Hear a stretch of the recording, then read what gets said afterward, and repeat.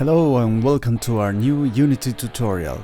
Today we're going to learn how to control lights with scripts in Unity in an easy way, and we're going to see how this example on the screen works. On the video description you will find some materials that will make easier to follow the tutorial. So let's start. Here I have a very simple scene with some game objects, and we're going to control two of them, the green light and the green sphere with an emissive material. We are going to create one script that make the light component of the point light game object turn on and off. So we're going to disable and enable this component, and the emissive material we're going to enable and disable the emission of the material. And these two things are going to happen simultaneously when I press the left click button of the mouse on the screen. The first step is to create the script. If you don't know how to create a script, you have to press the add component button.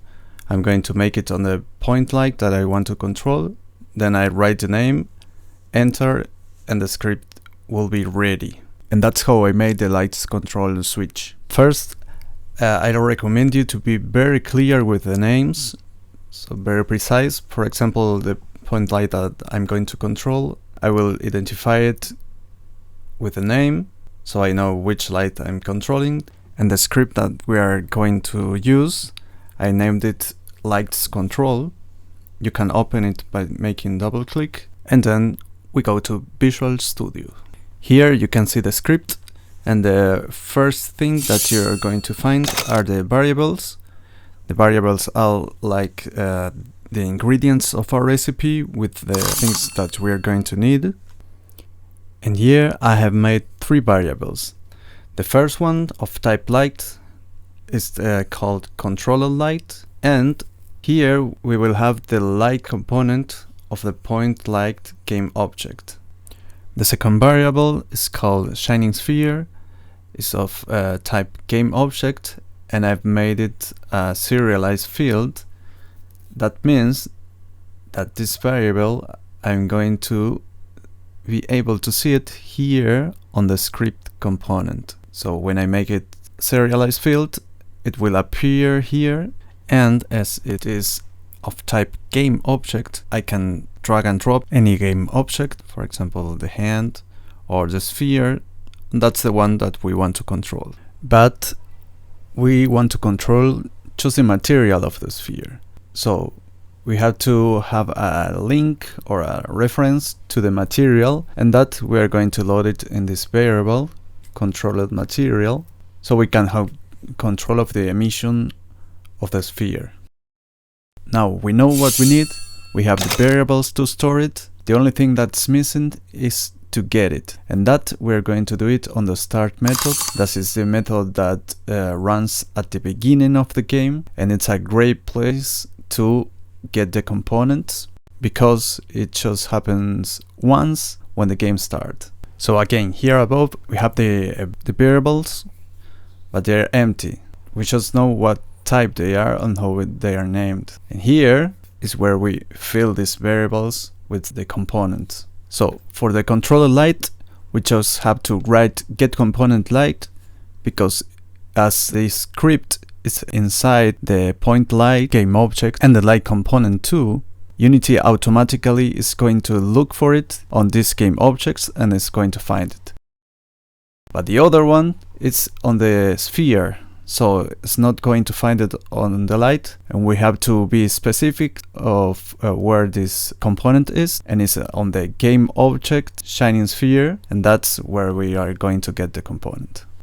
Now we just have to turn the lights on and off, and we're going to do it when the player presses the left mouse button, and we're going to check for it through the whole game. That's why we're using the update method, because that method runs through the whole game. So in the update, we're going to check if the player presses the right button, and we do it with this if, and that means if the player presses the fire 1 button or the left mouse button, in the default input system is called fire 1, I'm going to switch the lights, but there isn't any default method to switch the lights like we want, so we had to create our own method, and we're going to write void switch lights. That's our custom method that we're going to use, and inside we want to check if the lights are on, we want to turn it off.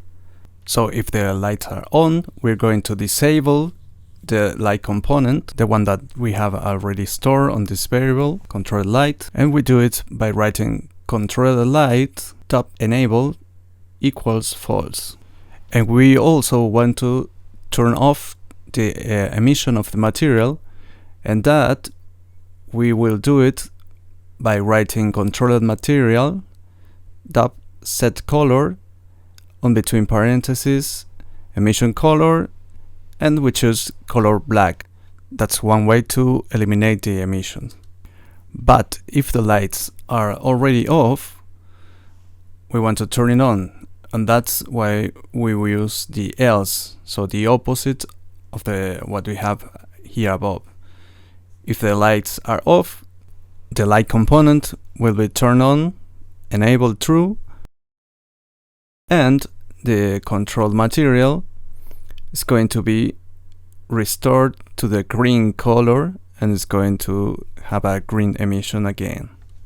This green color is a static variable that comes with Unity, so we can choose between the basic colors or write our own color code to have a customized color.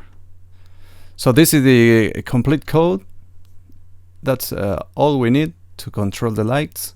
We will turn it on and off with the mouse, but we could do it, for example, when the player enters a collider or when a light switch in the game is turned on and off. There are lots of possibilities, but with this same principle we can do it all, and we can adapt it to make it work in the way we want. If you want to make your game look great by creating more complex light effects without the need of code, I can recommend you two of my assets that are on the Unity Asset Store, and they are Light Switch System and Ultimate Lights Mixer. Light Switch System is a complete solution which includes 3D models with lights and switches, and they are very easy to use. You can use it without code. You just drop the lights, drop the switches, make the links, and they are ready to work in your game. Ultimate Lights Mixer is made to create complex lights effects and lights behaviors, which you can personalize with the console as if it were a real light mixer console, and then you can trigger every effect that you created in the different parts of your game, so the lights will follow the mood and the actions of your game. And the good thing is that you can do it without writing any code. If you're interested, I will leave you a link in the video description. I hope it was useful to you, and if so, please give it a like and subscribe to the channel, and we see us in the next video. Bye!